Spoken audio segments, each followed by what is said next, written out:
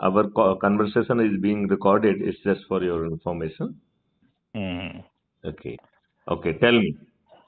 कुछ नहीं, बस अभी आपका मैं एक YouTube चैनल पर देख रहा था Oh, कुंडल great. ऐप के थ्रू। हाँ, तो Great. Great. उसमें था रजिस्टर कराने के लिए आप मिस कॉल करें, तो इसलिए मिस कॉल किया था। अच्छा, बहुत बहुत सुंदर, बहुत सुंदर। हाँ आपको जी। कितना ये समझ में आया है, कितना आपको क्या क्या आपकी एक ऑब्जेक्टिव असेसमेंट क्या है? वैसे तो मुझे ठीक लगा है ये जो है। हाँ हाँ शायद मिस्टर विकास अग्रवाल का एक था वीडियो, उसको मैं सुन रहा था, हाँ हाँ यूट्यूब पर था। हाँ हाँ मुझे सुनने में तो ठीक लगा कि ऐसा हाँ हो हाँ। सकता है, लेकिन क्या ये पॉलिटिकल लोग और जो इतने लालची लोग हैं भारत में वोट देने के लिए, वोट लेने के लिए, उसमें इतना आसान है क्या? मुझे थोड़ा इसमें डाउट था। नहीं नहीं, देखिए, इस तरीके के डाउट दिमाग में आना बहुत आसान है, राइट? हाँ, और बिल्कुल सही है। स्वाभाविक भी है, हम्म। क्योंकि देखो, आज 75 साल के बाद भी हम लोगों में से कोई ये चिंता नहीं कर रहा है। हम लोग सब लोग अपना पेट पालने में बिजी हैं, बिल्कुल और सही है। किसी के जेहन में ये प्रश्न पीड़ा पैदा नहीं कर रहा है कि हमारे ऊपर गुलामों के वही नियम कानून जो 1857 की क्रांति को कुचलने के लिए बनाए थे, और वही वही चल रहे हैं। प्रशासनिक व्यवस्था जिसमें मुट्ठी भर अंग्रेजों ने भारतीयों का शोषण किया और उसको लाटसाबी व्यवस्था बनाकर हमारे ऊपर थोप दिया, तो इसमें आजादी कहाँ है? बिल्कुल सही, वो सारी चीजें मैंने सुनी उसमें जो आप हाँ बता हाँ रहे हैं। हाँ हाँ इसी तरह के डिस्कशन थे उसमें। जी। हाँ, वही है, लेकिन क्या इतना आसानी से पॉसिबल है? ये देखिए, एक चीज मैं मैं आपको सहयोग बताऊं। करूंगा, एक नो डाउट। मुझे आपकी बातें सारी ठीक लगी, और अगर ऐसा होता है तो इससे अच्छा भारत में कुछ नहीं हो सकता। अच्छा, ये कितना आसान है, मैं आपको थोड़ा सा कन्विंस करने की कोशिश करूं क्या? हाँ जी, बोलिए। देखिए, इसमें सबसे पहले तो हमें दूसरों की तरफ नहीं देखना, नंबर वन। बिल्कुल सही है। दूसरा जो है, हमें राजनेता क्या कर रहे हैं, राजनीतिक पार्टी कैसी कर रही हैं, उससे 1000 किलोमीटर की दूरी बना के रखना है। सही है। क्योंकि यदि आप उनके गेम में फंस गए तो जनता आपसे वही एक्सपेक्ट करने लगेगी जो किसी भी राजनेता से करती है, बिल्कुल सही है, बिल्कुल सही है। और आप उसे आज मीट आउट कर ही नहीं सकते हैं, क्योंकि ये दुष्ट हैं, बदमाश हैं। इन्होंने जो है ना भ्रष्टाचार करके अकूत संपत्ति इकट्ठे करके रखी है। इनकी कोई इज्जत नहीं है, ये कोई इनका कीर्तिमान नहीं है, ये किसी भी हद तक गिर सकते हैं। तो आप इनसे इनके लेवल पे जाके यदि आप लड़ेंगे तो आपकी हार 3000% जो है ना सुनिश्चित है। सही कह रहे हैं। मतलब वो 100%, 2% नहीं, 3000% सुनिश्चित है, बिल्कुल राइट? बिल्कुल सही तो कह रहे हैं। इसमें जो मॉडल बनाया गया, उसकी चमत्कारी मॉडल है ये, और मैं तो ये कहूंगा कि ये ईश्वरीय मॉडल है, क्योंकि हाँ, ये सुनने में तो ऐसा लगा मुझे, अगर ये पूरा का पूरा इम्प्लीमेंट हो जाता है धीरे धीरे भी सही, तो इसके बहुत अच्छे परिणाम आएंगे, बहुत अच्छे परिणाम आएंगे। इतने अच्छे परिणाम आएंगे कि आपकी जो आज जो आप रोज कष्ट में है, वो सब 100% कष्ट दूर हो जाएंगे। देखो, बिल्कुल सही है। आज आपका सिर फटा हुआ है, आप थाने जाइए, आपकी एफआईआर दर्ज नहीं होगी। बिल्कुल सही है, होता है ऐसा। और आप यदि मान लो किसी तरीके से कॉन्ट्रैक्ट का दबाव बना के आपने एफआईआर करा भी ली, तो आपको हर स्टेज पे वो दबाव यूज करना पड़ेगा। मतलब हाँ, कब तक यूज करोगे, कहाँ से यूज करोगे? हाँ, आप अरेस्ट करने के लिए, ठीक विवेचना कराने के लिए, चालान कराने के लिए, और आपने चालान करा भी लिया तो न्याय तो आपको 25 सालों नहीं मिलना है। बिल्कुल सही है। और वहीं पर जो है 80-90% केसेस आज के दिन फर्जी क्राइम हो रहे हैं, क्योंकि मेरे पास पैसा है और मुझे आपको फंसा के आपके ऊपर दबाव बना के अपना उल्लू सीधा करना है, तो मैंने जो है आपके विरुद्ध एक फैब्रिकेटेड जो है मुकदमा कायम करा दिया। और चूंकि हम पैसा दे रहे हैं और बहुत ज्यादा पैसा दे रहे हैं, तो जो पुलिस दूसरे के केस में काम नहीं करती है, वो इस झूठे केस में 1 घंटे के अंदर आपके घर पहुंच जाएगी। बिल्कुल सही है, होता है ऐसा। और यदि आप घर में नहीं मिले तो आपके खानदान में जितने लोग हैं उनको उठा के थाने ले जाएगी, इंक्लूडिंग महिलाओं को, जो कि नियम विरुद्ध है। बिल्कुल सही है। मतलब नियम इस बात की इजाजत नहीं देता है, अभी तो सुप्रीम कोर्ट की रूलिंग्स वगैरह आ गई हैं, लेकिन उन सबको किनारे रख के ये दुष्टता करने में भी पुलिस पीछे नहीं है, राइट। और बिल्कुल सही उन है। केसेस में 2-4 फर्जी बयान काट के आपको 2 मिनट में गिरफ्तार कर लिया जाता है, आपका चालान हो जाता है और आप प्रक्रिया में फंस के बरसों पीड़ित बने रहते हैं। बिल्कुल सही है। अब आप ये बताइए, इस नई व्यवस्था के तहत आपके गुलामों के ये नियम कानून में आमूल चूल परिवर्तन करके अपराध मुक्त भारत के जो मुख्य 5 पॉइंट हैं, जो कह रहा है कि बिना थाने जाए आपकी एफआईआर दर्ज होगी, लेकिन भाई साहब गुप्ता जी ध्यान रखना, झूठी एफआईआर मत करना, नहीं तो जेल में सड़ जाओगे, ठीक है ना। सही बात है। दूसरी सर्टेनिटी उसमें कह रही है कि देखो भाई, जो आज की पुलिस सोच नहीं पा रही है, वो एविडेंस इकट्ठे हो जाएंगे और 15 दिन में चालान कट जाएगा और हैश वैल्यू से हर एविडेंस लॉक हो जाएगा, एडमिसिबिलिटी सर्टिफिकेट ऑटो जनरेट हो जाएगा, चेन ऑफ कस्टडी सर्टिफिकेट भी ऑटो जनरेट होकर ऑटो अटैच हो जाएंगे। तो ये सभी एविडेंस जो है वो इनफेलिबल हो जाएंगे। गुप्ता जी, आपने जरूर सुना होगा, there is something called deep fake, have you heard about it? नहीं। अच्छा, तो ये डीप फेक सबसे घटिया टेक्नोलॉजी अभी आई है, जो कुछ भी इमिटेट कर सकती, कुछ भी फर्जी बना सकती है और आपको जो है उसको पकड़ना बड़ा मुश्किल काम है। तो डीप फेक जैसी घटिया टेक्नोलॉजी भी इन एविडेंस को मैनिपुलेट नहीं कर पाएगी, इतना पावरफुल जो है ये मॉडल है, राइट। फिर इसमें जो तीसरी सर्टेनिटी है कि बिना कोर्ट जाए आपका ट्रायल होगा और वो आज के ट्रायल से 1000 गुना ज्यादा ट्रांसपेरेंट और ग्लोबली अवेलेबल होगा, और इसका नाम है क्राइम फ्री भारत का distributed video based trial system. ये तो बात आप ठीक कह रहे हैं, लेकिन देखो आप ही जानते हैं कि अभी भारत में मेरे ख्याल से करोड़ों केस पड़े हुए हैं पेंडिंग पिछले 70 सालों के। तो 30-40 साल वाले केस बहुत ज्यादा होंगे। तो वो इसलिए है नहीं नहीं नहीं क्लियर कब होंगे? गुप्ता जी, क्लियर कब हो पाएंगे? मैं गुप्ता जी आपको बता रहा हूँ, ये प्रक्रिया अंग्रेजों ने इसी ढंग से बनाई थी कि भारतीय जो है वर्षों बरस जो है उसकी उसमें फंसे रहें और उन्हें न्याय ना मिले। तो जब आपने प्रक्रिया बदल देंगे तो 2 मिनट में पुराने भी गायब हो जाएंगे और नए वाले भी गायब हो जाएंगे, क्योंकि 3 दिन से 30 दिन में डिस्पोजल इज गारंटेड। अभी तो जितने केस पड़े हुए हैं उनको डिस्पोज ऑफ, आपको मालूम है कितने हैं? फॉर योर इंफॉर्मेशन, 5 करोड़ जो है न्यायालयों में है और 5 करोड़ के लगभग ही जो है रेवेन्यू कोर्ट्स में है। 10 करोड़ हैं, और यदि 10 करोड़ परिवार को अपन मान लें, एक परिवार में ऑन एन एवरेज 5-6 लोग हो गए, तो 30 करोड़ लोग जो है इससे प्रभावित है। और हो कुछ रहा नहीं है, रोज रोज नई डेट मिल जाती है, आज जाएंगे तो आज को आपको नहीं, तो हमारा मॉडल तो कह रहा है कि आपको कोर्ट ही नहीं जाना है, तो नई डेट कहाँ मिलना है आपको? तो जो है ना ऑटोमेटिकली आपका केस 3 दिन से 30 दिन में डिस्पोजल होना गारंटेड है। लेकिन इसकी लॉ बदलने पड़ेंगे सारे। अभी देखिए तो पहला क्लॉज ही कह दिया है ना कि नियम कानूनों में आमूल चूल परिवर्तन होगा। जो आपकी व्यवस्था है, प्रशासनिक व्यवस्था, ये पारदर्शी हो जाएगी, अकाउंटेबल हो जाएगी, संवेदनशील हो जाएगी।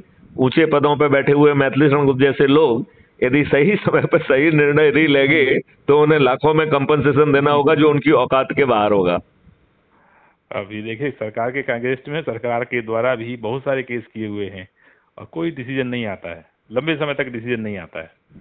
गुप्ता जी, मैं आपको जो समझाने की कोशिश कर रहा हूँ, क्योंकि सिस्टम इसी सोच से बनाया गया था। देखो मैं आपको बताऊं, बिंग डीजी मैं आपको बहुत सारी चीजें वो बता सकता हूं जो शायद आपके एहसास में नहीं होंगी। देखो हमारी पुलिस जो है 107, 116, 109, 110, 151 ये सब फालतू के काम करती रहती है, और ये कभी भी फाइनली बाउंड ओवर नहीं करती थी। क्यों?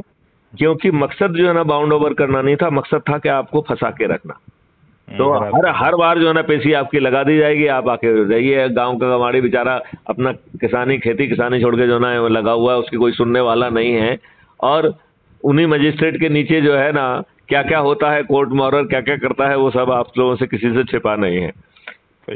तो अब सवाल उठता है कि किसी ने इसके पहले ये बात सोची क्या? मैं तो ये कह रहा हूं 75 सालों में किसी ने आपसे ये कहने की कोशिश की है क्या कि आप गुलामों के नियम कानूनों से ही आज बंधे हुए हो।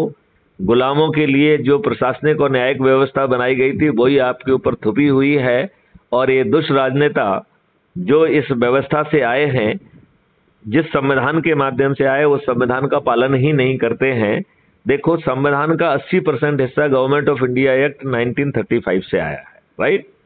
20% हिस्सा जो है ना हमारे डॉक्टर अंबेडकर की जो है ना उसमें मेहनत रही है।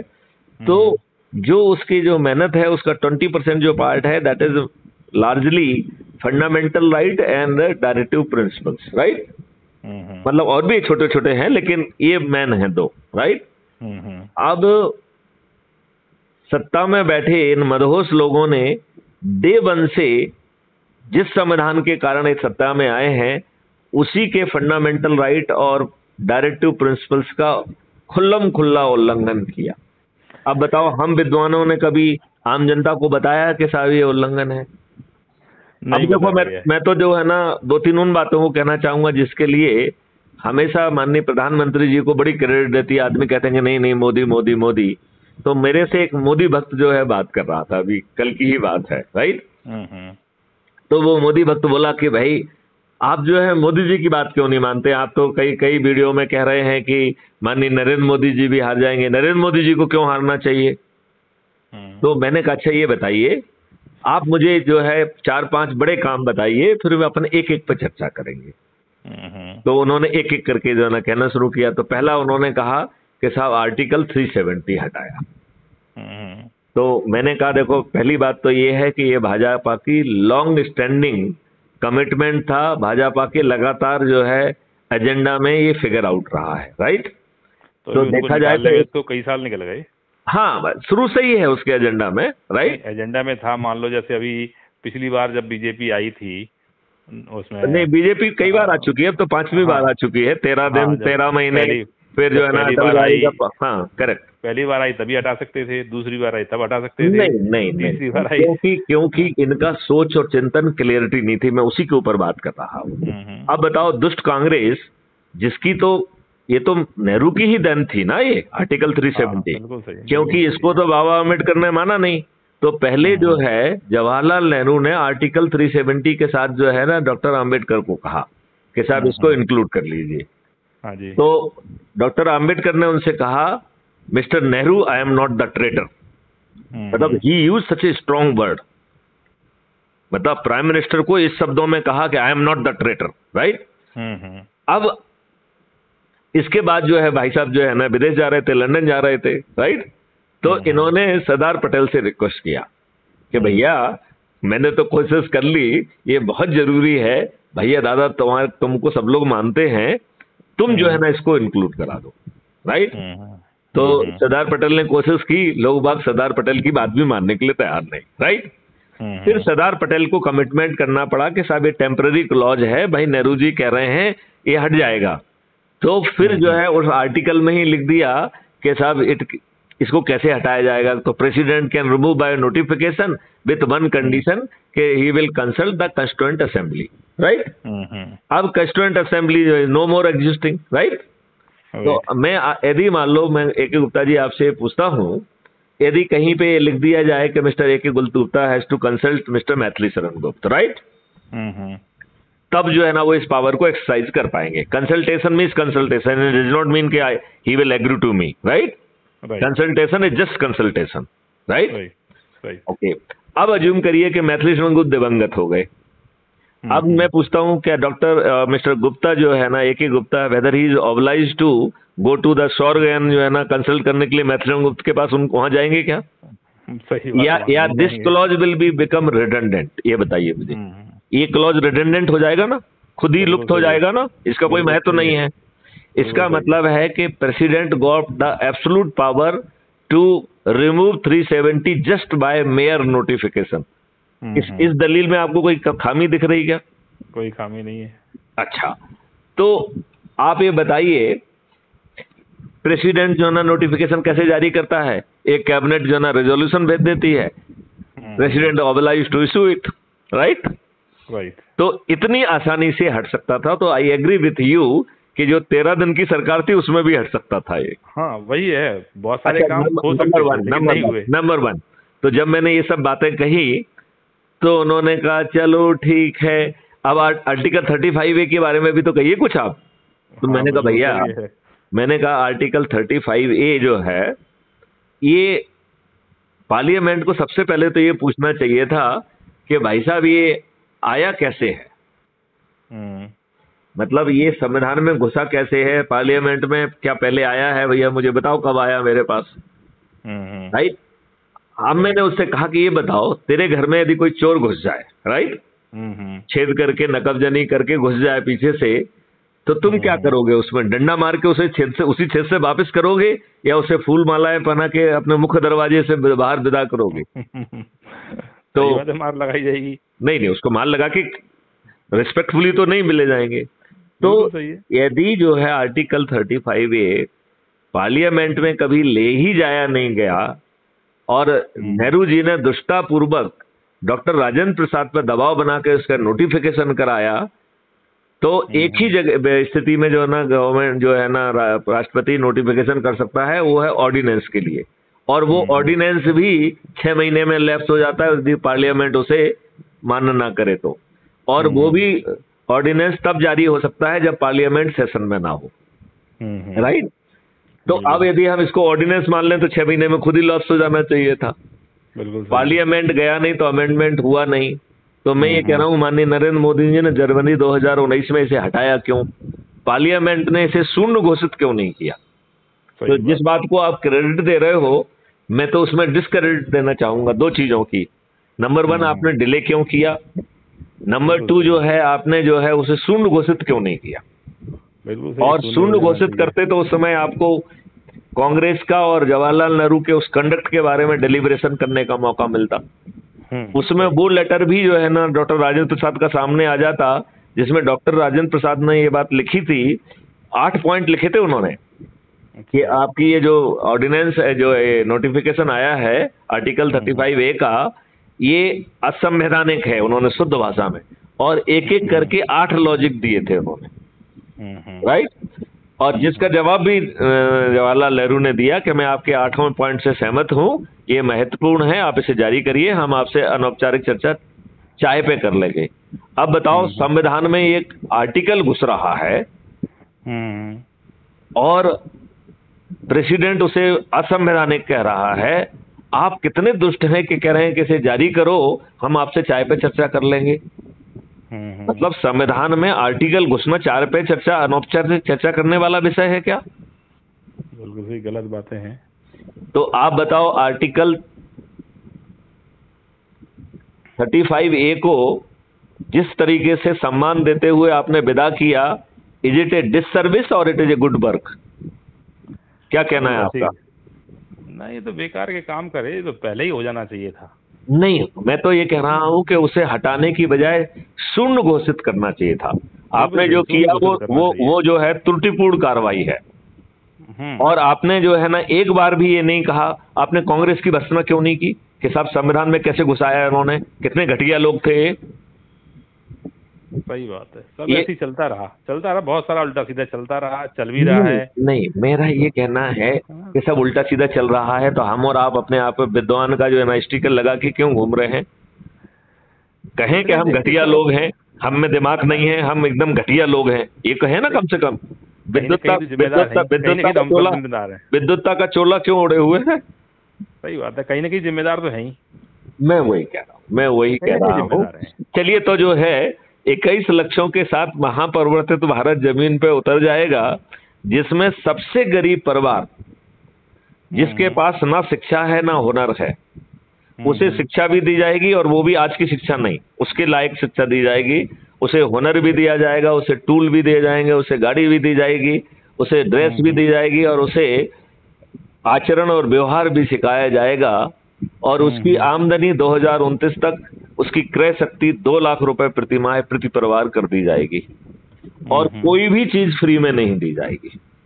बिल्कुल सही, फ्री में ना देना नहीं ट्रेनिंग चाहिए। दी जाएगी, ना हुनर दिया जाएगा, ना टूल्स दिए जाएंगे, ना घोड़ा गाड़ी, हर चीज उसके जो है ना डेबिट अकाउंट पे चार्ज होगी। और जब वो हम्म मिनिमम गारंटेड को ऊपर को क्रॉस कर जाएगा उस समय वो धीरे धीरे पट जाएगा। तो देखो हमने हम्म आपको समृद्धि दे दी। अब आप ये बताइए, एक परिवार जो 2 लाख रुपए की क्रय शक्ति रखेगा, उसका उसको वो अपने डिजाइनर हाउस में रहने की पात्रता रखेगा कि नहीं रखेगा? बिल्कुल सही है। और यदि उसको जो है क्राइम फ्री भारत का आर्किटेक्ट पहले ही पहुंच जाए कि गुप्ता जी आप गरीब जरूर हैं लेकिन अब तो आप 2 लाख रुपए कमाने वाले हैं, उससे ज्यादा कमाने वाले हैं, तो मैं आपकी आय के लिए एक मॉडल लेके आया हूं, ये देखिए जरा, ये ऑप्शन है, आप इसे पसंद कर लीजिए। इन एरिया में जो है ना घर बन रहे हैं, तो पहले तो आप ये टिक करिए कि आप किस एरिया में चाहेंगे, ठीक है ना। और अभी फिर तो देखिए ये फ्रीबीज इतने सारे कर दिए गए हैं कि लोग काम नहीं करना चाहते, उन्हें लगता है मुफ्त में मिल ही जाए तो काम क्यों करें। नहीं, इतने तो सारे आपने जो है अपने लाभ के लिए बोट खरीदने के लिए आदमी का जो हाँ, सबसे महत्वपूर्ण गहना था, जो कर्म कर देखिए, सकता है जो वो कर्म भूल गया। करता नहीं, कर्म नहीं करेगा। देखिए मैं इसके लिए एक कहानी सुनाता हूँ। हम्म एक व्यक्ति जो है वो स्वर्ग चला गया, मतलब सो कॉल्ड, उसको लगा वो स्वर्ग में है, वो स्वर्ग में तो था नहीं। हम्म तो वो जो है ना वहां पे अच्छे अच्छे व्यंजन मिल रहे हैं, ये मिल रहा है, वो मिल रहे हैं। 2 दिन हुए, 4 दिन हुए, बहुत आनंद आया उसको। एक दिन झल्ला के बोला वो, मुझे कुछ काम दो करने के लिए। हम्म तो वहां जो लोग थे उन्होंने कहा नहीं, यहाँ कोई काम वाम नहीं मिलता है। हम्म तो उन्होंने कहा भाड़ में जाए, मुझे तुम्हारे स्वर्ग में नहीं रहना है, मुझे तो नरक भेज दो। तो जानते हो उसने क्या कहा? भाई साहब ये नरक ही है। मतलब यदि आप आदमी से उसके काम करने का आत्मसम्मान भी छुड़ा लेते हैं, उसे आप दारू खोर बना देते हैं, आप उसे फ्रीवी खोर बना देते हैं, तो देखा जाए आपने उसे मानव शरीर में कीड़ा मकोड़ा बना दिया है। बिल्कुल सही बात है, आदमी निकम्मा बिकम, बना दिया है। मैं वही कह रहा हूं। तो आपने कुछ अच्छा काम नहीं किया, आप दुष्ट हैं। बिल्कुल सही, अपने बिल्कुल आप को सही है। सत्ता में बनाए रखने के लिए आप किसी भी हद तक गिरने के लिए तैयार हैं। आपको देश हित कहीं दूर दूर तक आपके दिमाग में नहीं है। और आप बिल्कुल तो सही। इतने दुष्ट हैं कि अपने ही देशवासियों के ऊपर गुलामों के नियम कानून थोप के रखे हैं। कोई दूसरा थोपता है क्या? सही बात, अपनों ने ही थोपे हैं। अपनों ने थोपे हैं और अपने आप को कहते हैं कि साहब ये डेमोक्रेसी है। अब बताओ डेमोक्रेसी कहाँ से हो गई? चलो, जो भी घटिया लोग आपने चुने, उन्हें तो आपने पार्टी विप से बांध के रखा है। किसी की उसकी औकात है एमएलए एमपी की, वो जो है ना अपने पब्लिक की बात रख दे। सही बात है। वो पार्टी लाइन से एक लाइन बोलने की औकात नहीं रखता है हट के। ये तो सर देखिए, चाहे आप नेताओं में ले लीजिए, चाहे एडमिनिस्ट्रेशन में ले लीजिए, या किसी डिपार्टमेंट में, जो छोटा कर्मचारी होता है अपने बॉस से थोड़ा बहुत कह भी लेता है, लेकिन जो सीनियर बॉस हैं अपने सीनियर से यस सर के अलावा कभी कुछ नहीं कहते। ये तो आप भी अपने डिपार्टमेंट में जानते होंगे, हम भी अपने डिपार्टमेंट से जानते हैं कि आप कोई भी वहाँ ऊपर कोई कुछ नहीं कहता, बस केवल वहाँ वहाँ ऊपर सब से जो भी चलता आ है, रहा है वही केवल चलता है। सब हाँ चलता है वहाँ केवल। क्यों? हाँ, कम से कम क्यों? लोकल लेवल पे तो भी कह लेते हैं। बिल्कुल ठीक कह रहे हैं आप। जो छोटा आदमी हाँ को अपनी